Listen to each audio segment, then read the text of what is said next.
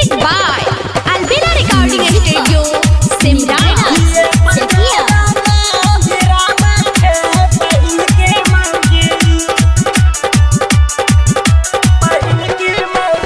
एगो छै सन की एगो चिकन की दुनू के केना मनाबै छी।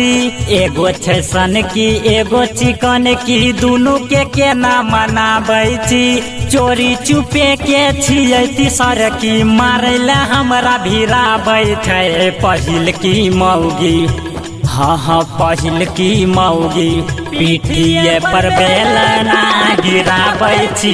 पहिल की मौगी पीठिए पर बेलना गिराबै छी। पहिल की मौगी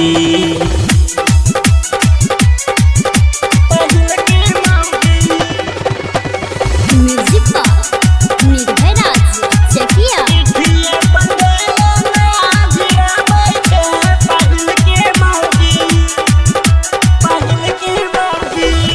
दू गो बियाह के बड़ा पचतैलौं।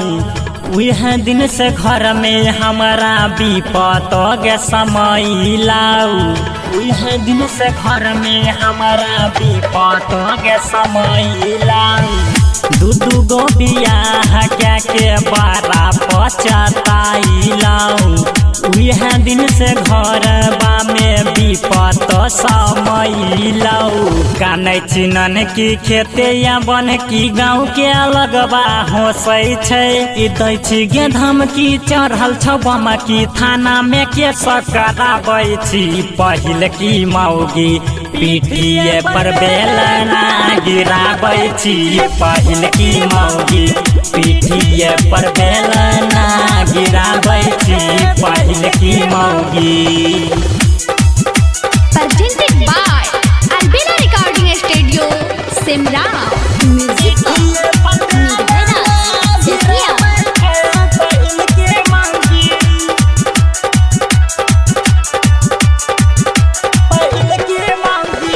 छियै परसान पंकज भुअर भजपुरिया।